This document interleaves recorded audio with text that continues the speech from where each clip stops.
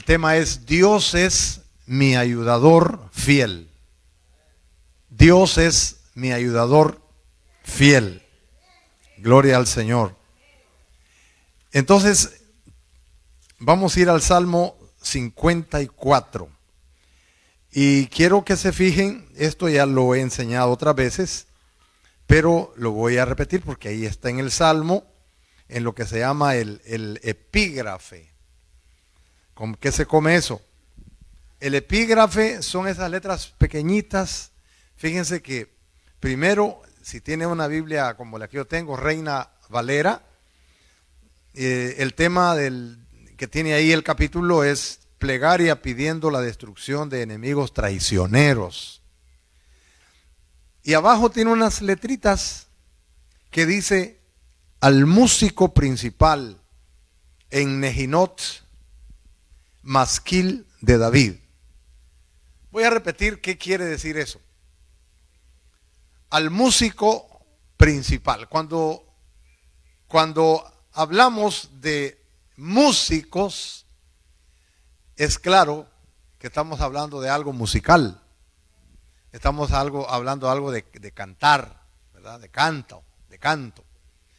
Pero no siempre los cantos son alegres, hay cantos que son tristes.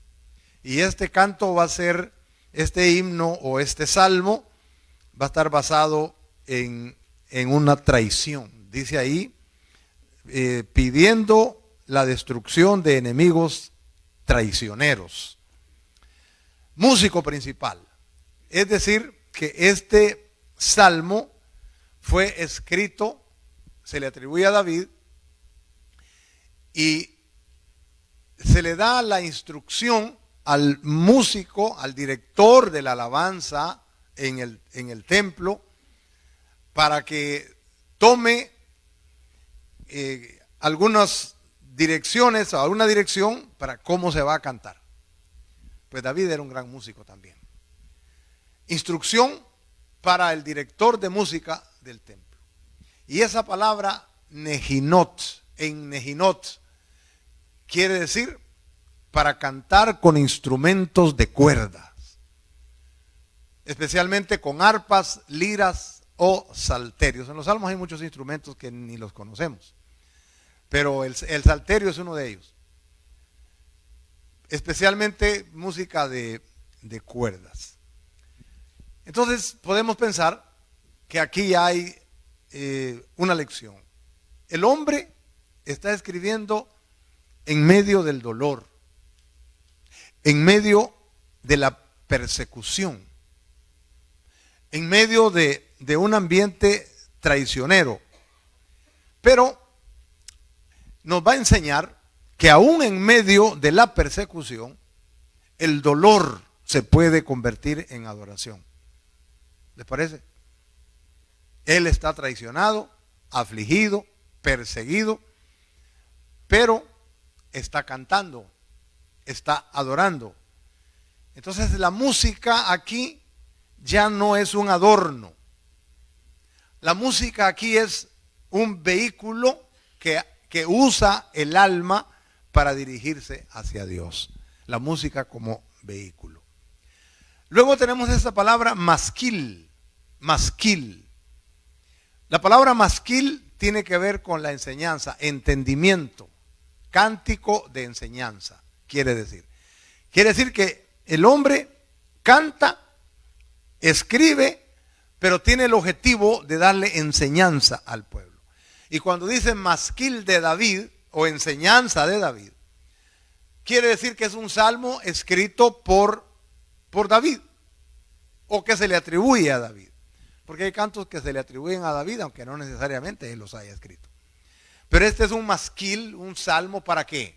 Para enseñar, para instruir, para dar entendimiento espiritual. Y hermanas y hermanos, ese es el objetivo de cantar. Nuestros cantos no tienen que ser solamente porque estoy emocionado o porque estoy triste. Debe de llevar enseñanza, debe de llevar el objetivo de dar entendimiento espiritual.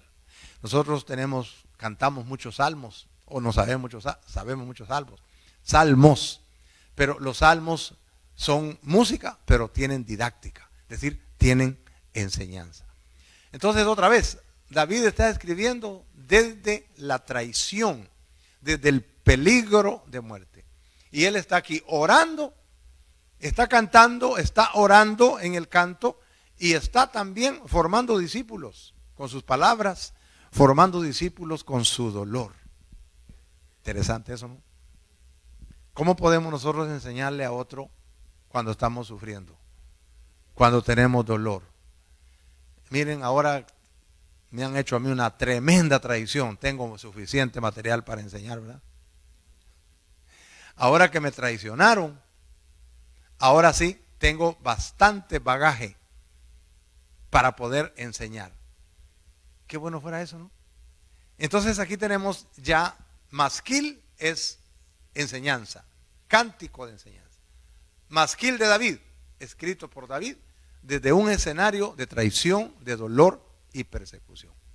Ahora bien, el trasfondo histórico, aún dice ahí, al músico principal en Nejinot, masquil de David. Y luego, ¿qué más dice? Cuando vinieron los cifeos, cuando vinieron los cifeos, ¿qué son cifeos? Cifeos, que sí son feos. Cifeos es un gentilicio, porque eso estaba en el desierto de Sin y de esta gente que vivía ahí en Sin, con Z, fin. Cuando vinieron los cifeos y dijeron a Saúl, ¿no está David escondido en nuestra tierra? No sé en forma de pregunta, pero está diciendo, David está escondido en nuestra tierra, Saúl. Bueno, entonces ya leímos el capítulo 20, medio leímos el capítulo 23 de primer libro de Samuel. Pero es 23 y 24. Ese es el trasfondo histórico del Salmo. Hasta lo dice ahí, no tenemos que buscarle mucho. Entonces, ¿qué hay que hacer?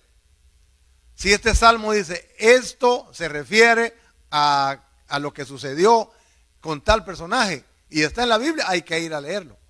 Hay que ir a leerlo, a ver qué es lo que estaba pasando. ¿Qué es lo que estaba pasando con David? ¿Por qué anda huyendo? Porque David está siendo perseguido por el rey Saúl y su ejército. Toda su red de inteligencia está detrás de David. Y David ni en sueños anda pensando en pelear con él. Sencillamente por los celos obsesivos del rey Saúl. Por el gran temor que tenía Saúl de perder su legado real, de perder su reinado. ¿Qué era lo que estaba pasando por la mente de David? ¿Qué es lo que le pasa a Saúl, quiero decir? Que anda tan celoso. Muchas cosas. Una de ellas era celos comparativos. Porque la gente cantaba, Saúl mató a 1000, pero David mató a sus 10,000. Ahora el que hizo el canto le agrega, y el pueblo se regocijaba, dice, porque David andaba conforme al corazón de Jehová. Mire todo lo que le metieron ahí. Pero bueno, celos comparativos. Sí, es que hay cosas y hay cosas, ¿verdad? Como cuando le dicen a uno, hermano, fíjese que escuché a un predicador. Ajá, ese sí predica, mire. Ese sí predica. ¿Qué tengo que entender yo cuando alguien me dice, ese sí predica? Que yo no sirvo para nada, pues. Y mire, ¿y por qué no lo invita, hermano? Invítelo. Solo $1,000 cobra la noche, entre todos lo reunimos. Pero ni a mí me han dado una ofrenda así. Entonces es fácil que le vengan a uno celos. Es que yo soy celoso con las cosas de Dios. No, ¿cuál celoso? Mire, los discípulos en cierta ocasión le dijeron al Señor, fíjate, Señor, que por ahí andaba un compa y andaba también haciendo milagros, andaba también predicando. Y nosotros le dijeron, se lo prohibimos. ¿Pero por qué se lo prohibieron? Porque no andaba con nosotros. Ahí lo dice, claro. No, él tenía que pasar primero aquí por la autoridad de nosotros. Ni siquiera el Señor lo estaba prohibiendo. De repente hasta le han de haber dicho, es que al Señor no le gusta. Es que al pastor no le gusta. Es que el pastor dice. No, es que no anda con nosotros. En vez de decir, Señor, ¿y por qué no lo reclutamos para el apóstol número 13? Ese estaría buenísimo. No, se lo prohibimos. Celos comparativos. ¿Y por qué más? Es que David se sentía ofendido Saúl se sentía ofendido con David. Porque a esas alturas ya Dios lo había rechazado a Saúl. Porque Saúl fue desobediente. Porque Saúl usurpó cargos que no le correspondían. En esos tiempos habían 3 oficios bien delineados. Estaba el rey, el sacerdote y el profeta. Cada uno tenía que hacer su rol. No tenía que andarse metiendo en los roles de los otros, como a veces nos sucede a nosotros, ¿no? El presidente de las damas se anda metiendo a disponer en el ministerio de los varones. No, respete eso. No es que estos no saben hacer nada. Pues a usted no le interesa. Mejor ayude si le piden. Pero no se ande metiendo donde no lo están llamando. Que este grupo de alabanza se fue a meter con el... Así no se canta. Deja al hombre, Melvin. No es cierto. Ajá. Entonces, Saúl ha sido desechado. Porque se metió a ser de sacerdote. Se metió a hacer holocaustos. Porque miraba a él que tardaba Samuel para ir a hacer el holocausto. Tenía que esperar 7 días. Y ese Samuel no llegaba. Era algo así, igual al pastor, bien desesperado. Que le gusta que las cosas se hagan pues como se ha establecido. ¿Usted qué cree que cuando ya es la hora de empezar el culto y no ha venido usted y no ha venido el director, ya no lo quiero dejar subir? Ya no lo quiero dejar subir. Ya no es digno. Ya no merece el privilegio. A menos que haya sido por una justificación. Y que explique pues qué fue lo que pasó. Yo llego a la hora que me dé la gana. No, señor. Hay que respetar porque primero el culto es del Señor. Y nosotros tenemos que aprender a respetar y a honrar lo que nos han dado. No, pues Saúl está desesperado porque llegó el día 7 y no aparecía aquel. Dijo, yo lo voy a hacer.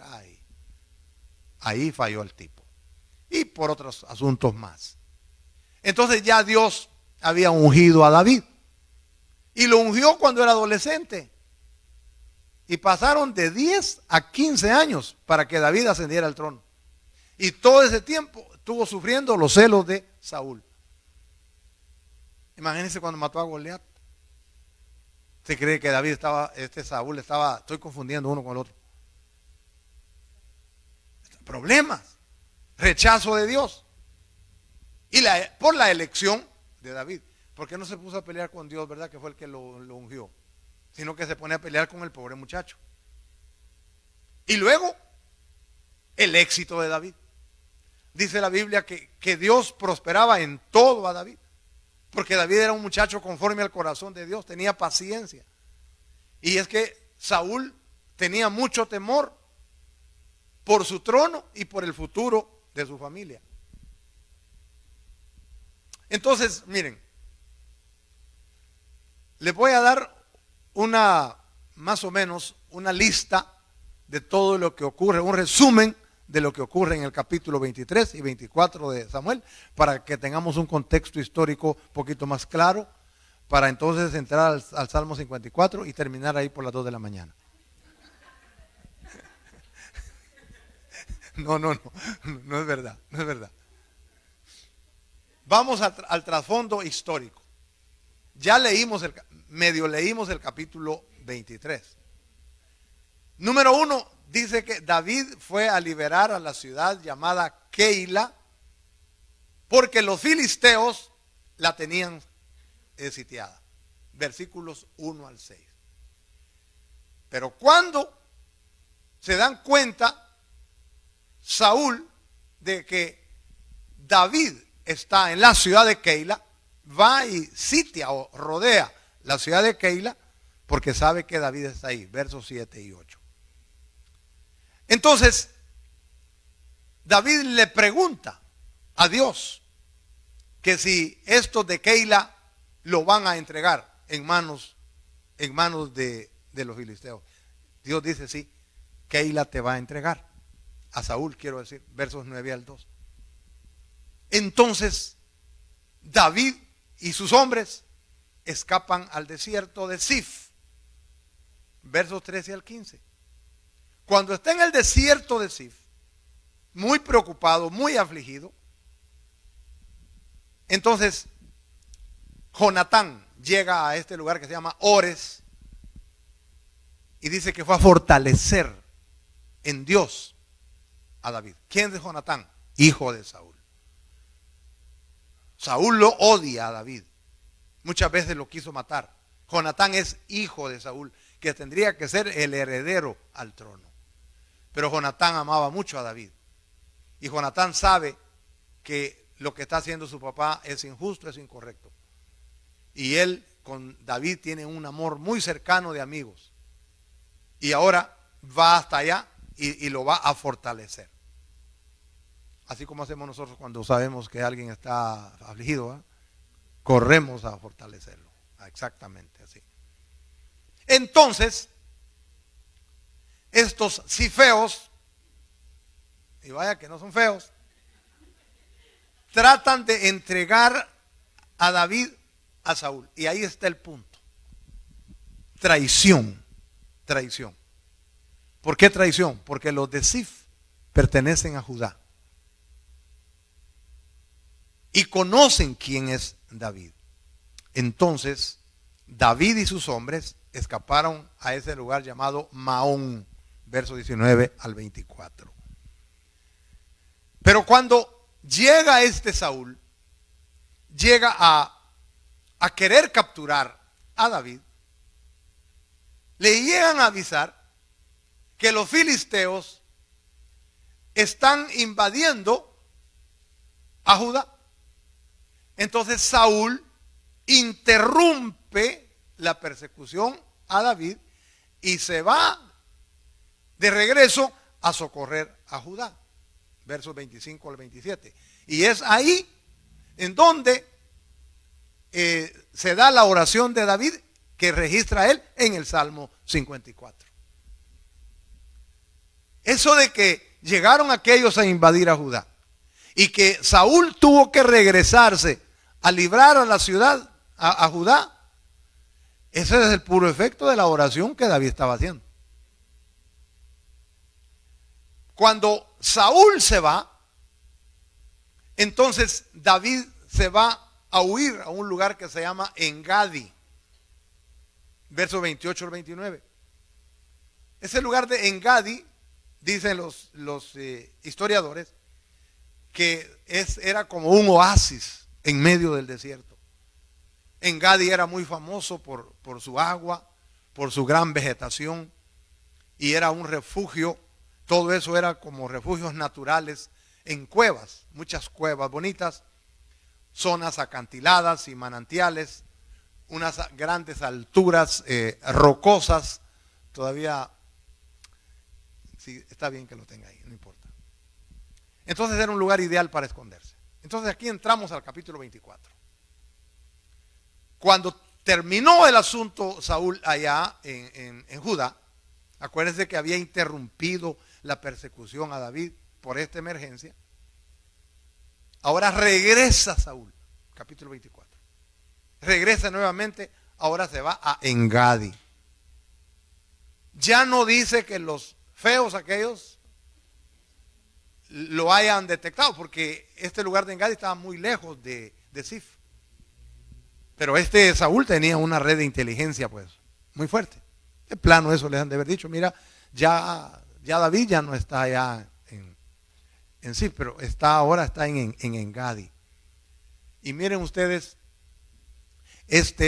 Saúl va de nuevo a tratar de capturar a David en Engadi. ¿Y cuántos hombres lleva? 3,000 hombres, hermano. 3,000 soldados para capturar a este pobre hombre, este pobre muchacho. Qué miedo, ¿no? Versículos 1 al 6. Pero cuando llegan ahí a Engadi, acuérdense que Engadi era un lugar donde había muchas cuevas. Dice que Saúl entró a una cueva y ahí cubrió sus pies. Eso de que cubrió sus pies, a eso se le llama un eufemismo. ¿Qué es un eufemismo? Es tratar de explicar una cosa, suavizar el término. Como les he dicho otras veces, en el área rural, por ejemplo, en mi país, dicen, parió la vaca. Una vaca parió. Y eso es de lo más normal. Pero decir que una mujer se oye feo. Aún la versión 1909 dice que María parió. Así dice. Pero ya la revisión de Cipriano de Valera del 60 ya le hace un eufemismo. Ahora nosotros decimos que dio a luz, que la visitó la cigüeña, que anoche compró. Y en aquellos tiempos en Guatemala, no sé por qué, pero las mismas mujeres, mire, decían, anoche se ganó la gallina a la fulana. Quiere decir que tuvo varón. ¿Se acuerdan? En El Salvador también dicen así. Sí, se comió la gallina, se ganó la gallina, porque tuvo varón. Y si fue hembra, hembra tú, no se ganó la gallina. Entonces esto de que cubrió sus pies es un eufemismo para no decir que fue a hacer sus necesidades fisiológicas. Y como ellos usaban túnicas, vestidos así como faldas, es claro que cuando se sentaba, entonces todas las faldas le cubrían los pies. Por eso fue a cubrir los pies. ¿Qué anda haciendo Saúl en las cuevas? Anda buscando a David para matarlo. Pero se mete a una cueva a cubrir sus pies. Pero David y sus hombres estaban escondidos en esa misma cueva. Versos 3 al 7. Cuando está el hombre, ahí dice que lo agarraron cubriéndose los pies. Le dice uno de ellos, mira, el Señor te ha servido en bandeja de plata a este viejo. Ve y Dios te lo puso, túmbalo. Y se acabó el corrido, se acabó el cuento. Lo exhortan a David a que lo mate. Y David, ¿qué pasó? Se rehúsa. Dice, no, ¿cómo le voy yo a poner la mano al ungido de Jehová? Y fue y le cortó un pedazo de su vestido, de su túnica. Le cortó un pedazo al manto. Y dice la Biblia que cuando él le corta, hermano, saber con qué cuidado, ¿no? Saber con qué cuidado. Con qué cuidado pero eso fue rápido, ¿no? Pero dice que se conmovió cuando lo hizo. No sé si del olor o de. No, el hombre dice que se conmovió cuando le cortó el pedazo de túnica. ¿Por qué? Porque dice, es el ungido de Jehová. Y aunque David, Saúl estaba caído, estaba desechado, hermanos, por Dios. Y eso lo sabía David. Sin embargo, le conmovió el poner la mano, aunque fuera en el vestido de Saúl. David tenía un respeto, pero grande, por el ungido de Jehová, aunque fuera un desechado. Es claro que tenía un claro respeto al varón de Dios. En Hechos 23:5 dice que no se debe hablar mal del príncipe del pueblo. En Éxodo 22:28 decía, no maldecirás al príncipe del pueblo.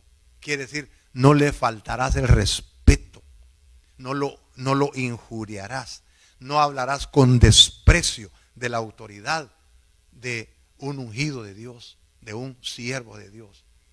Pablo dice que a los que os administran en el Señor se les debe tener en alta estima, hay que reconocerlos. Y dice en Apocalipsis, habla de las 7 estrellas que tiene en su mano derecha. Dice que las 7 estrellas son los ángeles de la iglesia. Y los ángeles, los mensajeros, son los pastores de la iglesia. Entonces, hermanos, dice que Dios tiene sus ungidos en la palma de su mano. Y esto, hermanos, nos lleva a decir que nosotros en la iglesia tenemos que aprender a reconocer a las personas que Dios ha puesto para que nos administren, para que nos dirijan.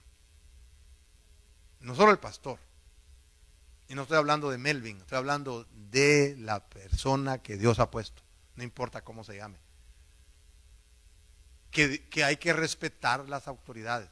Tenemos un presidente de jóvenes, tenemos un presidente de mujeres, tenemos todos los presidentes de los ujieres. Todo hay que respetar la autoridad. ¿Ya no le gustó? Eso es bíblico, eso es bíblico. No estamos hablando de que alguien se imponga, ni que se haga como serviles. No. Todos valemos igual, pero todos tenemos diferentes. Si algo va a suceder en la iglesia, si algo tiene que ver con la iglesia, ¿por dónde hay que entrar? Por la puerta, ¿sí? No estoy hablando del edificio. Si algo queremos dentro de una iglesia, hay que ir a hablar con el pastor primero. Todo lo que se hace en la iglesia tiene que ser autorizado, informado por el pastor, y luego él lo cuela con la junta y así. Vamos teniendo una red de orden, dice la palabra de Dios, todo hágase decentemente y con orden. Pero si uno se pone a hacer cosas que porque a uno le gustan, que porque uno las quiere hacer, y uno no va en el orden, Cuando se para un pobre aquí o una pobrecita aquí a dirigirnos y le dice, hermanos, vamos a cantar, vamos a estar de pie. Bueno, yo les desobedezco, porque yo no puedo estar de pie tanto tiempo, porque tengo problemas en la espalda, porque tengo un montón de problemas yo. Y por eso a veces no les hago caso, porque yo sé que yo voy a estar parado aquí más que cualquiera al frente. Pero cuando uno dice, vamos a cantar, vamos a cantar. Nos vamos a sentar, nos vamos a sentar. Y uno dice, yo me paro y yo me siento, yo me paro. Vamos a empezar el culto. Y usted no es que tenga necesidad de ir a ninguna parte, no sencillamente se sale, se va a hablar por teléfono afuera y allá anda para arriba y para abajo con el teléfono en la oreja. Y entonces, ¿a qué vino, pues? ¿Vino al culto o vino a hablar por teléfono? ¿Y a usted qué le importa, pastor? Me importa porque soy el pastor y tengo que poner orden. Ahí está. Tengo que hacerlo. Viene el muchacho aquí, el director de la alabanza, y dice, hermanos, vamos a estar a tal hora, a las 7 vamos a tener el ensayo. Son las 7:30 y ni el Señor ha venido. No, hombre. Qué lindo es trabajar en orden, con respeto, con principios. ¿De acuerdo? Aquí no se trata de tener señorío sobre la gente, sino lo estoy tomando de lo que hace David. Un respeto bárbaro. Y entonces, después de ese corto saludo, los versículos 8 al 15 dice que David muestra que pudo matarlo. Y no lo hizo. Cuando aquel ya se volvió a descubrir los pies y salió, le dijo, rey! Y sale de la misma cueva donde él estaba. Mira, ¿reconoces esto? Este es un pedazo, mírate la falda, míratela, mira. Te pude haber matado, rey. Pues te pude haber matado, pero no te maté porque no tengo nada contra ti. Solo a ti se te ocurre que yo tengo algo contra ti. Estoy parafraseándolo, ¿no? ¿Y qué hizo Saúl? se puso a llorar. Se puso a llorar. Y él le confiesa que él es más íntegro que él. Tú eres más íntegro que yo. Y le dice, ¿sabes qué? Te voy a pedir un favor. Cuando subas al reinado, ese es el punto. Cuando subas al reinado, te pido que por favor no vayas a destruir a mi familia, ¿oíste? Por favor te lo pido, cuando llegues al reinado. Y él le dijo, no te preocupes. Y se acuerdan que ya con el tiempo, ya cuando ya David era rey, preguntó si había alguien. Cuando Saúl, ¿cómo muere Saúl? Dice que cuando él pierde allá con los filisteos, dice que él se echó sobre su espada, se suicidó, se mató. Pero después llegó un amalecita, gentilicio de Amalec, queriendo quedar bien con el rey, le fue a decir que él había hallado a Saúl y que él lo había matado. Ay, ¿para qué le dijo eso, hermano? Ahí mismo se lo descontó David, porque no tuviste temor de poner tus manos sobre el ungido de Jehová, y lo mató. Y después pregunta si habrá alguien, y la famosa historia de quién, de Mefiboset, que estaba lisiado, y le dijo, sí, hay uno aquí, pero está lisiado de los pies, no que se venga. Y es ahí donde dice el rey lo mandó a llamar, y lo lleva a su mesa. Aquí vas a comer, hijo, aquí vas a comer. Y ahí se sentaba a la mesa del rey. Ese era David. Igualito que somos nosotros, que no guardamos rencor, que no guardamos ofensa. Nos quieren hasta matar, pero nosotros, yo oro por él, no para que Dios le ponga doble azufre, sino que Dios lo perdone.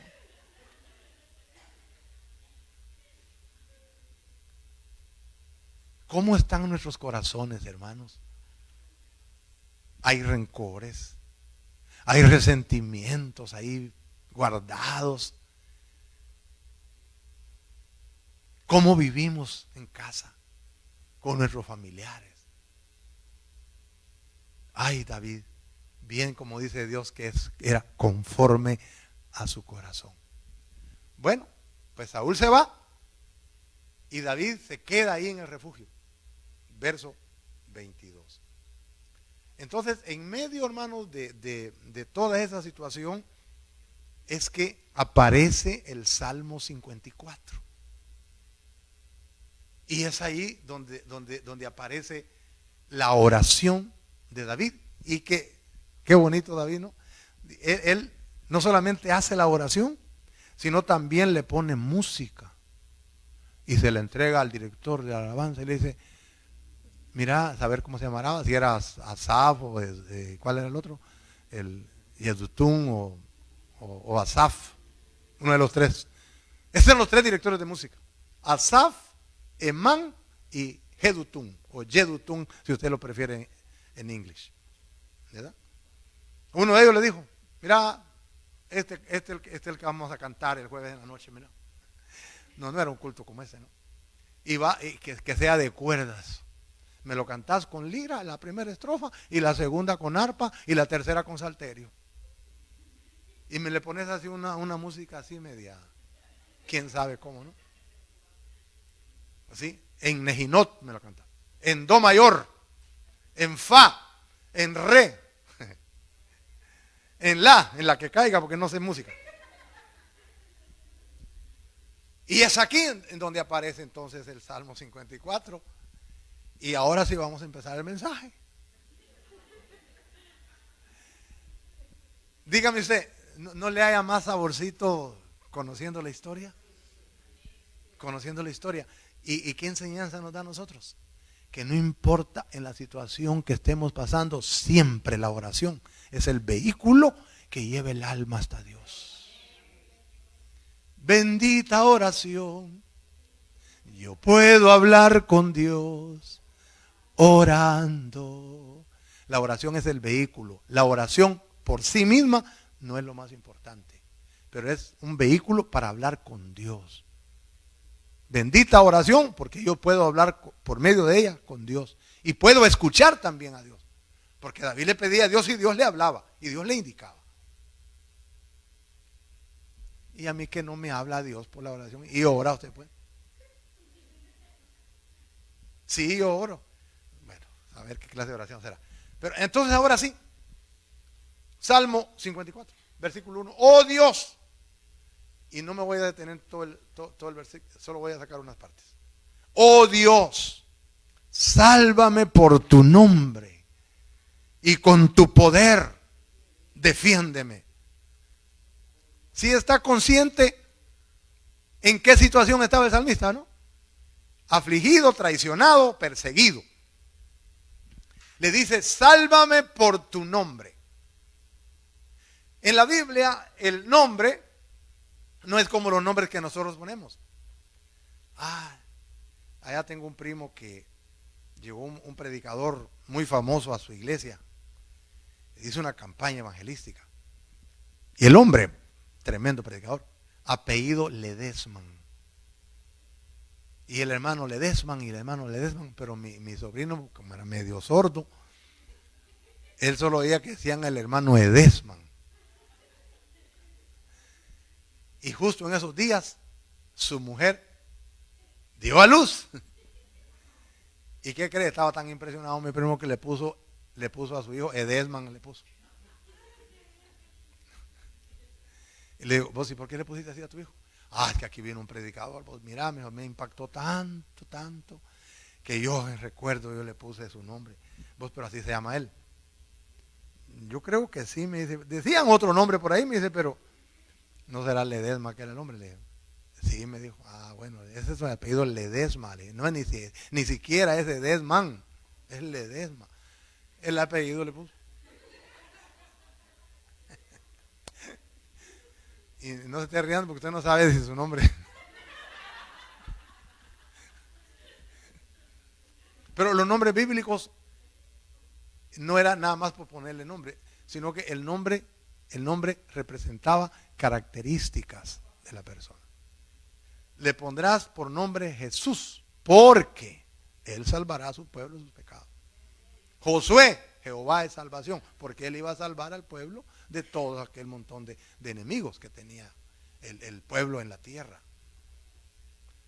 Ahora, aquí David dice, Señor, sálvame por tu nombre. Y eso encierra una cantidad de cosas.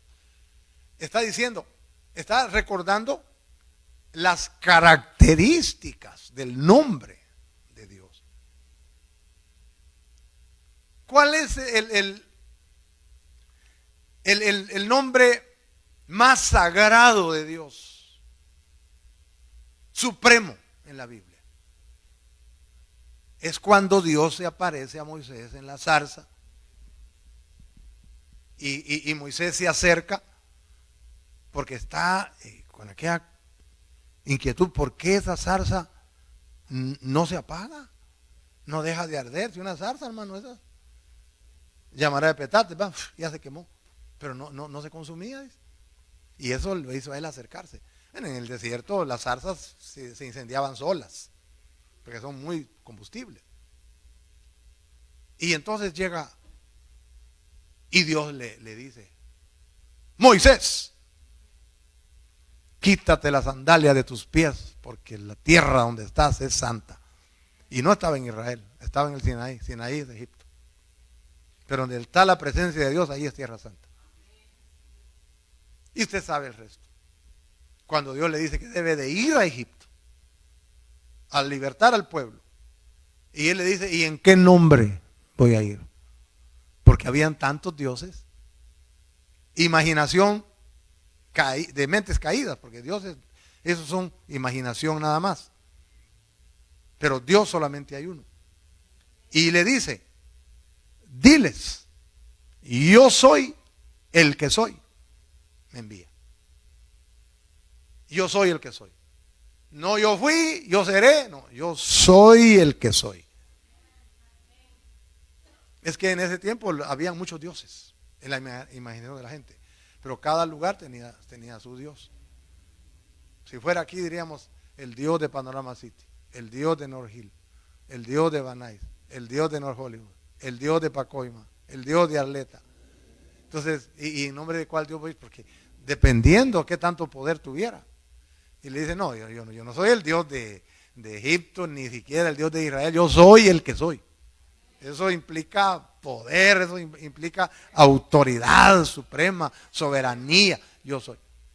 Ahora, como la Biblia que nosotros tenemos está traducida al español, no puede leerse exactamente cómo se escribía en el idioma original, que era el hebreo. Y en el hebreo, dicen los que saben de los idiomas bíblicos, que en el hebreo, para empezar, no tenía vocales. El hebreo no tiene vocales, solo consonantes. ¿Cómo leería usted eso? Una página en hebreo. Entonces, las letras en español serían YHWH. ¿Y qué quiere decir eso? Para nosotros no dice nada. Pero con el tiempo, para poderlo pronunciar, le pusieron las letras de Adonai, porque ellos, como dijo el Señor, que no daría por inocente a nadie que tomara su nombre en vano, esta gente tenía un respeto por el nombre de Dios, un respeto increíble, al punto que los escribientes, cuando estaban copiando y tenían que escribir el nombre, ese nombre YHWH en el hebreo, usaban una pluma nueva, solamente para eso, para no profanar su nombre. Es más, escuché a alguien decir que ellos antes de escribir el nombre se iban a bañar. Antes. Así como el respeto que tenemos nosotros por la palabra de Dios, ¿verdad? Puros chicharrones parecen la Biblia ahí en las guanteras de los carros. Entonces ellos, en vez de usar esas letras, decían Adonai. Y entonces les pusieron las vocales de Adonai al YHWH. Y ahí aparece la palabra Yahweh. Y después llega a ser Jehová. Pero no es que Jehová era el nombre, ni Yahweh, sino yo soy el que soy. Y escrito en hebreo con 4 consonantes, YHWH. Pero además de eso, también el Señor se da a conocer con otros nombres, como Elohim, que quiere decir el Todopoderoso, el Elión, el Altísimo, Kadosh, el Santo, el Puro, el Perfecto. Y hay otros nombres, pero estos que tienen que ver con estas características, porque hay Jehová Rafa, Jehová Jireh, Jehová Sidkenu, Jehová Roy, una cantidad de nombres, pero estos tienen que ver con sus características poderosas. Entonces, él está diciendo, Señor, por tu nombre, que eres lo más sagrado del universo, que eres el Todopoderoso, que eres el Altísimo, que eres el Santo, el Puro, el Perfecto, por ese nombre sálvame. Está apelando, hermanos, a la autoridad suprema, inimaginable, imperceptible. Él se va, dicen en mi país, a la mera macoya. Dicen. Se va a lo máximo de todo el universo. Y el verso 2 dice, oh Dios, oye mi oración, escucha las razones de mi boca, porque extraños se han levantado contra mí y hombres violentos buscan mi vida y no han puesto a Dios delante de sí. Cuando dice hombres extraños se han levantado, no está hablando de extranjeros, sino de hermanos impíos. Los de Sif, que eran de Judea, que se volvieron traidores, que se volvieron violentos. Esos violentos tenían que ser los soldados de Saúl, que no han puesto a Dios delante de sí, porque era gente que conocían de Dios, pero que yo no sé si por quedar bien con Saúl o qué, porque hay gente que solo anda buscando a ver de dónde se agarra, buscando con quién puede tener algunos beneficios. Gente que conoce de Dios pero que no lo respetan. A eso se refiere. Mira, Señor, estos extraños. Verso 4. He aquí, Dios es el que me ayuda. El Señor está con los que sostienen mi vida. Esa expresión, el Señor está con los que sostienen mi vida, me gustó tanto. Porque, hermanos, David tenía gente que lo sostenía. Tenía gente que lo ayudaban. Y él, fíjense bien, él miraba en esas personas que lo asistían, que lo ayudaban. ¿Qué miraba él? Él miraba a Dios en ellos. Miraba a Dios obrando en ellos a su favor. Pues sí, hermanos, cuando oramos, quizá no es que va a venir un ángel, ¿verdad? Ahí viene el ángel con la respuesta. No, Dios va a usar personas. Cuando alguien le hace un favor a usted, cuando alguien lo auxilia, ¿vemos a Dios en eso?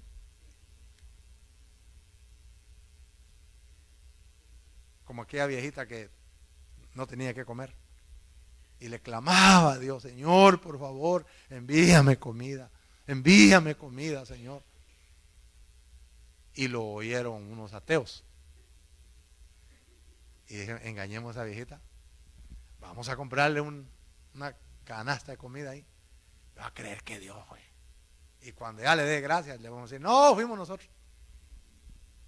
Y le llevaron la comida. Gracias, Señor. ¿Qué, Señor? Le dijo uno de ellos. Nosotros te la trajimos y nosotros somos ateos, le dice. Pues yo no sé, Dios puede usar hasta el diablo para traerme mi comida a mí. Lo cierto es que ya Dios los mandó a ustedes, ateos inútiles. Saúl, el Señor está con los que sostienen mi vida. No es que el Señor está porque ellos lo están ayudando, es que Dios está con ellos. No, es que Dios está obrando a través de ellos. Hermanos, como dice el canto, cualquier necesidad, el Señor la responderá orando. Pero no sabemos si vendrá del norte, del sur, del este, del oeste, o Dios usa un ateo o hasta el mismo diablo. Yo no sé. Pero si nosotros somos conforme al corazón de Dios y oramos al Señor y le creemos a Él, el Señor va a obrar a través de personas que tal vez ni nos imaginamos. ¿Le parece? Mire eso. El Señor está con los que sostienen mi vida. Ahora, en el versículo 5 dice una cosa tremenda. Él devolverá el mal a mis enemigos. Córtalos por tu verdad. El tipo no está pidiendo venganza, pero está poniéndolo en manos del juez eterno. Y yo escribí ahí que aquí miramos un efecto boomerang. ¿Sabe qué es eso, verdad? Efecto boomerang. Cuando uno tira una cosa y regresa. Los hindúes le dirían karma. Lo que el hombre siembra, eso cosecha. Y aquí está diciendo, el Señor, fíjese bien esa palabra, devolverá. ¿Qué quiere decir devolver?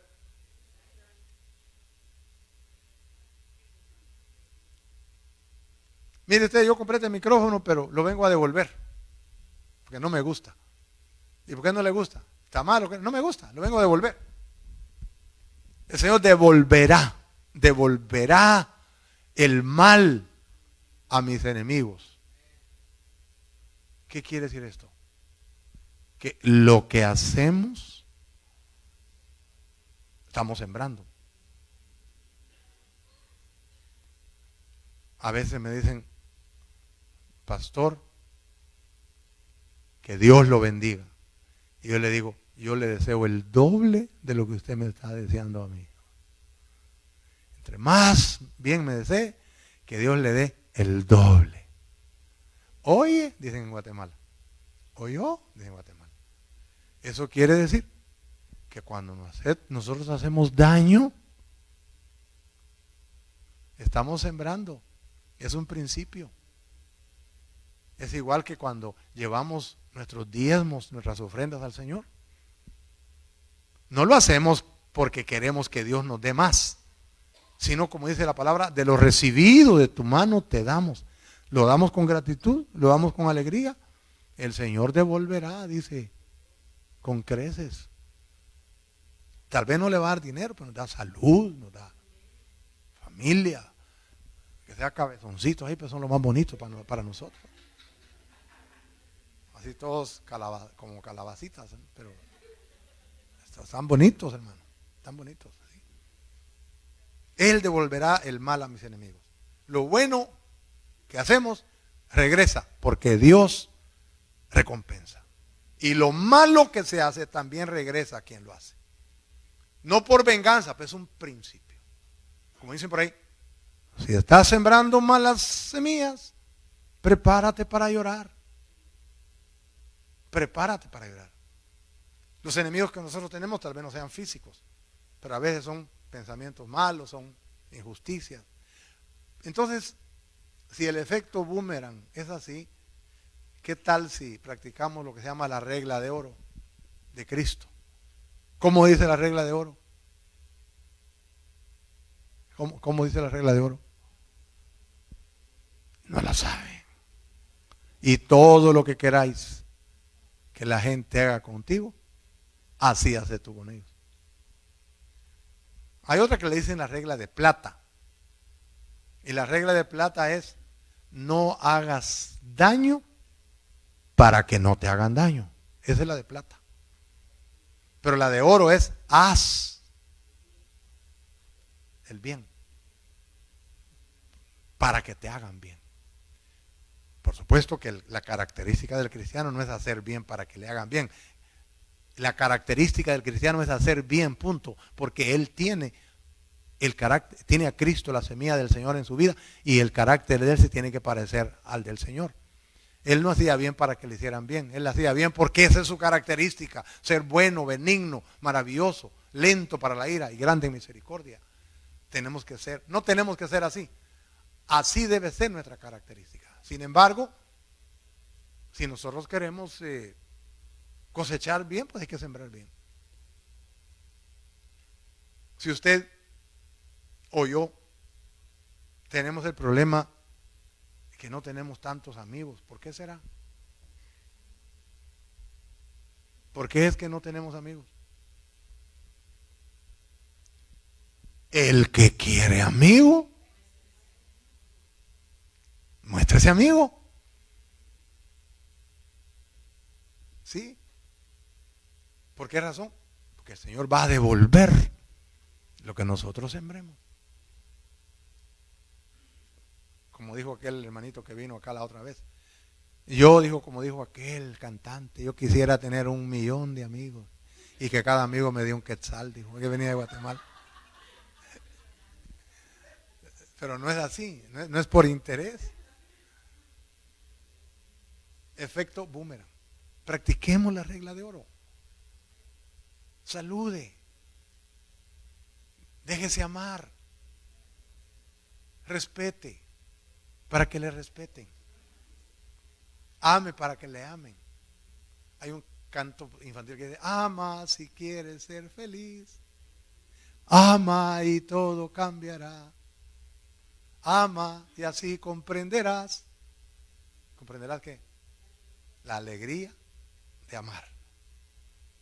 Ahora dice Señor que Él prevalezca sobre esos enemigos. Sí, porque nosotros somos incapaces, pero Él sí puede. Ahora el verso 6, ya terminando el Salmo.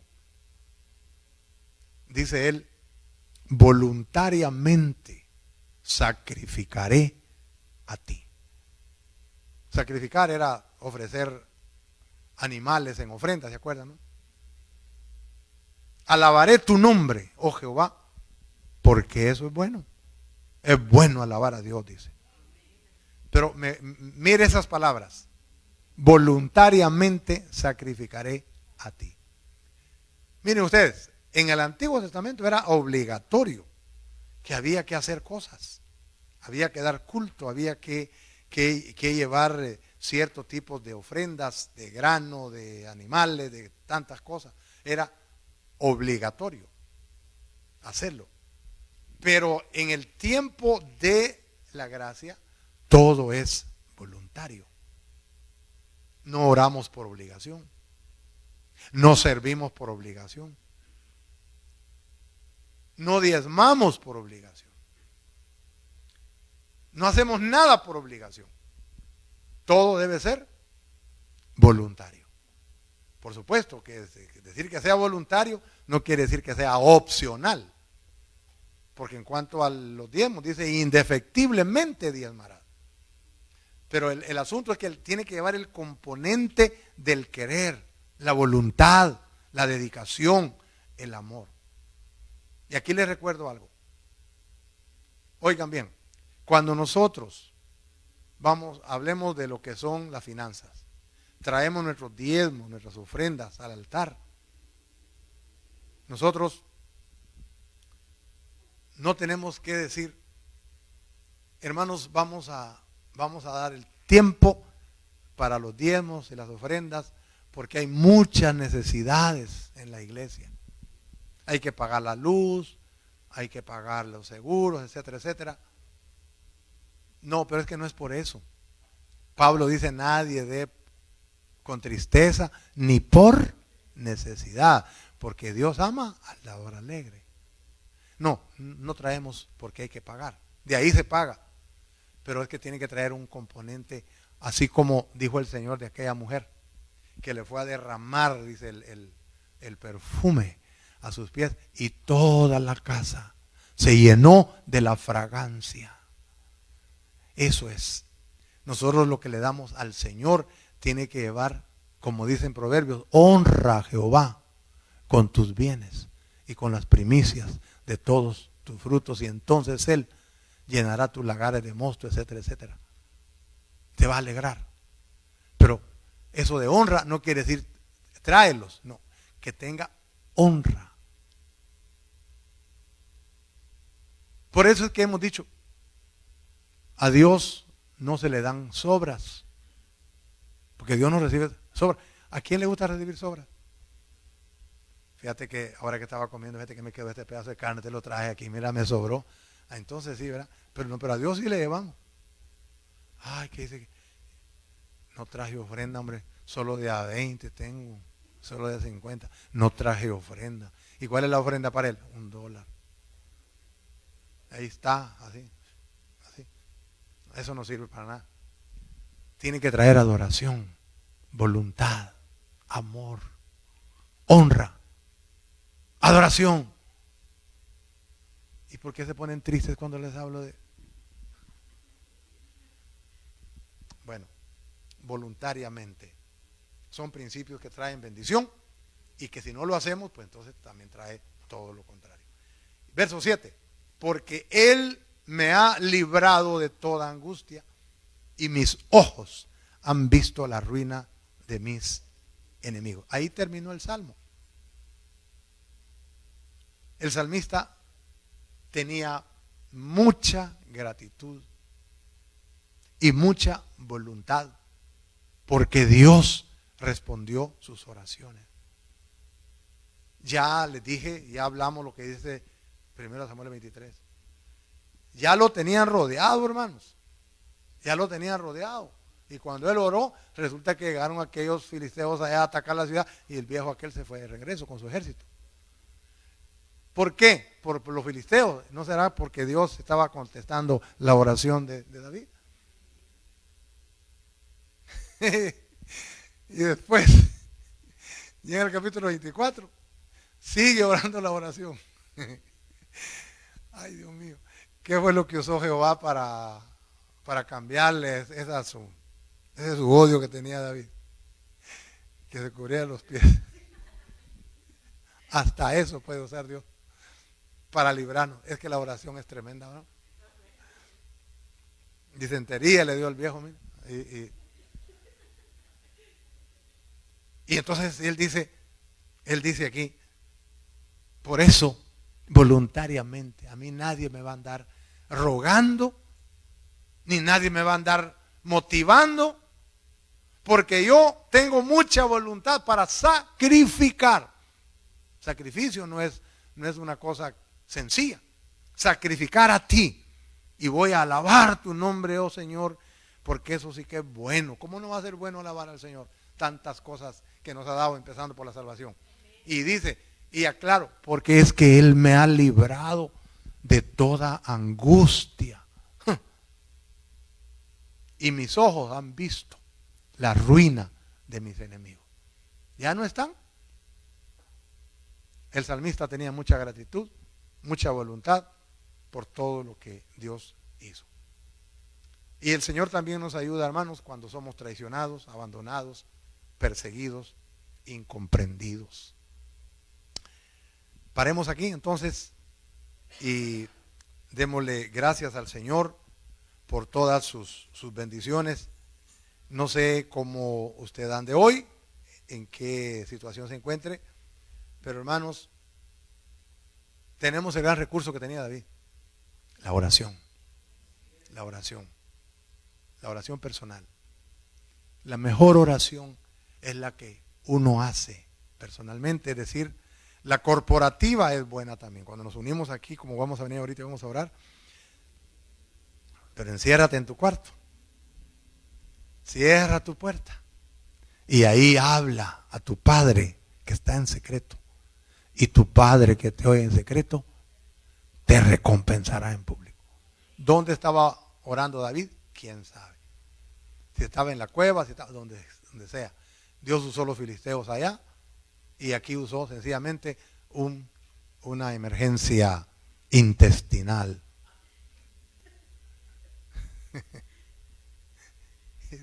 Yo no sé cómo le cuesta a Dios, ¿verdad, hermano? ¿Cómo le cuesta a Dios librarnos? ¿Qué le va a andar costando?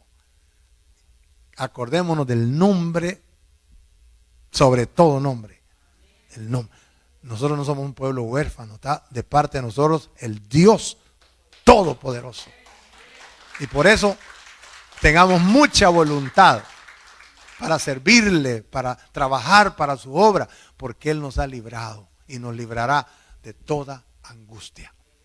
Vamos a estar orando, les invito para que abordemos el altar un ratito, y si no quiere venir hasta aquí, pues ni usted quiera, pero qué bueno si nos podemos arrodillar y terminamos y nos vamos a descansar.